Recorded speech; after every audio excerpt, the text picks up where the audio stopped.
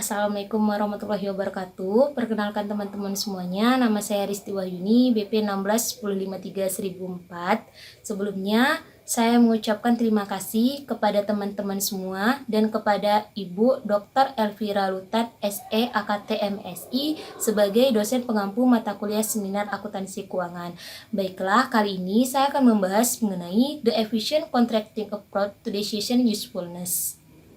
Baiklah, outline of the day itu ada bab 1 pendahuluan, bab 2 pembahasan, dan bab 3 penutup. Di mana bab 1 pendahuluan itu terdiri dari latar belakang, perumusan masalah, dan tujuan penulisan.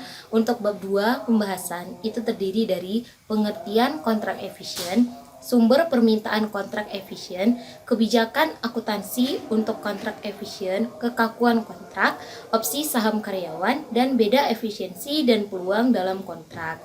Nah, untuk bab 3 penutup itu terdiri dari kesimpulan dan saran. Baiklah, untuk bab 1 pendahuluan yang pertama itu adalah latar belakang. Latar belakang dari makalah ini yaitu pada saat sekarang ini kontrak atau perjanjian sangat erat kaitannya dengan kehidupan sehari-hari kita, terutama dalam aspek perekonomian dan aspek hukum.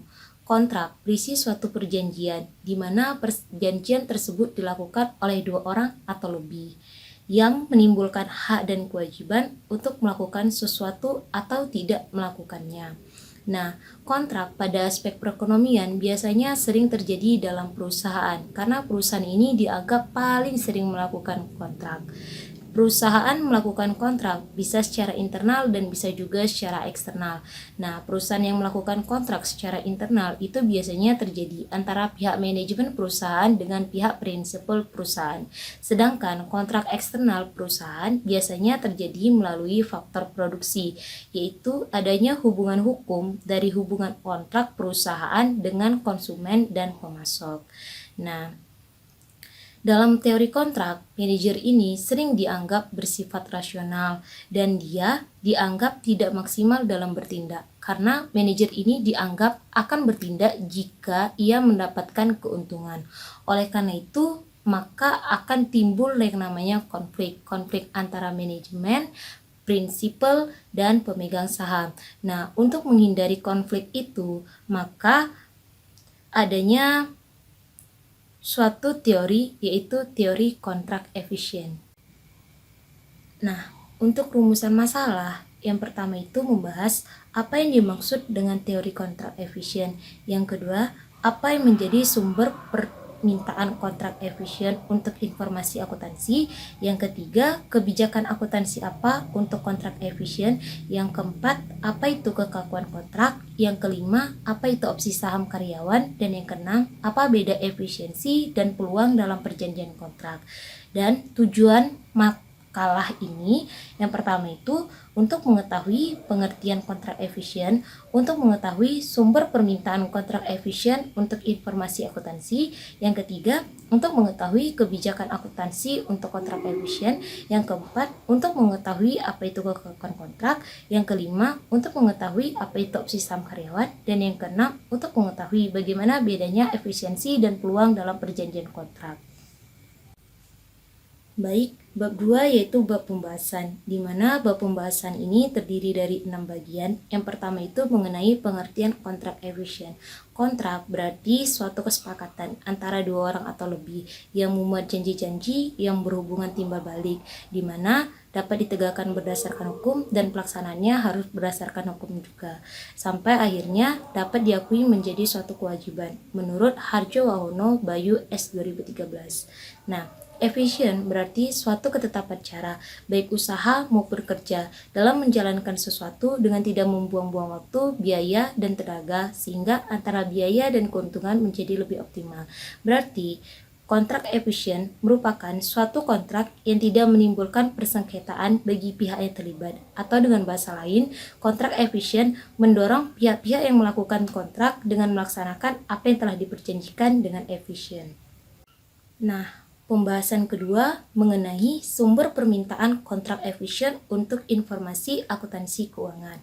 Menurut Scott William R., tahun 2015, sumber permintaan kontrak efisien untuk informasi akuntansi itu ada dua, yaitu pemberi pinjaman atau lender dan pemegang saham. Nah, sumber pemberi pinjaman ini berarti perusahaan mendapatkan pendanaannya dengan cara berutang. Ada dua aspek kontrak utang yang harus diperhatikan.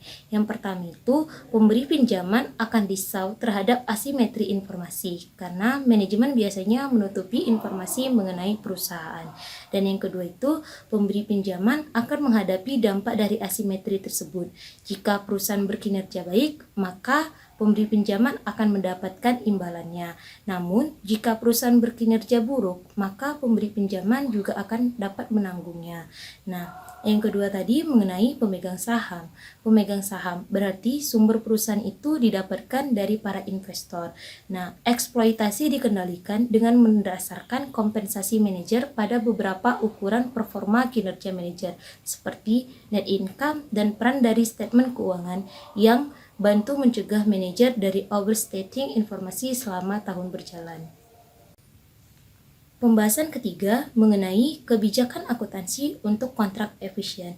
Menurut Scott William R. tahun 2015, ada dua kebijakan akuntansi untuk kontrak efisien. Yang pertama itu andal dan yang kedua itu konservatif.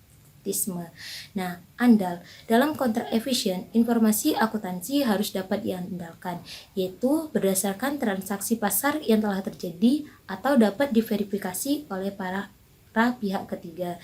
Nah, konservatisme berarti informasi konservatif bertujuan untuk membantu pemberi pinjaman dalam memprediksi kesulitan keuangan. Biasanya pemberi pinjaman itu lebih tertarik mengenai kerugian yang belum direalisasi daripada keuntungan yang telah direalisasi. Nah, pembahasan yang keempat itu mengenai kekakuan kontrak. Kontrak biasanya memiliki sifat yang sulit untuk berubah dan tergantung dari variabel akuntansinya. Perubahan mungkin itu terjadi, namun perlu negosiasi ulang, dan negosiasi ulang itu cukup mahal dan memakan waktu yang lama. Nah, pembahasan yang kelima itu mengenai opsi saham karyawan. Menurut Sunaria tahun 2011, opsi saham karyawan merupakan suatu kontrak di mana hak diberikan kepada individu, tetapi bukan suatu kewajiban untuk membeli instrumen keuangan. Nur Aini De Kurnia tahun 2018, ESO ini memiliki kelebihan dan kekurangan. Kelebihan dari ESO itu sendiri, yang pertama dapat meningkatkan kinerja karyawan, yang kedua dapat mengaitkan imbalan kepada karyawan dengan keberhasilan yang akan datang, karena opsi tersebut hanya menjadi bernilai jika harga saham perusahaan meningkat. Yang ketiga, ESO dapat menjadi alat untuk mempertahankan karyawan. Sedangkan kekurangan dari ESO, yang pertama karena ESO ini terlalu kompleks, jadi karyawan kadang sulit mengerti mengenai ESO sendiri. Yang kedua, jika harga saham turun secara substansial di bawah harga pelaksanaan, opsi tersebut tidak memberikan keuntungan bagi karyawan. Nah, pembahasan terakhir mengenai pembedaan efisiensi dan peluang dalam perjanjian kontrak. Kontrak efisien atau efficiency contracting diasumsikan bahwa kontrak kompensasi sistem pengendalian internal serta tata kelola perusahaan dapat memotivasi manajer dalam memiliki kebijakan akuntansi. Sedangkan kontrak peluang diasumsikan bahwa manajer akan memilih kebijakan akuntansi guna memaksimalkan tingkat utility yang diharapkan sehubungan dengan upah yang diberikan dengan biaya-biaya politik.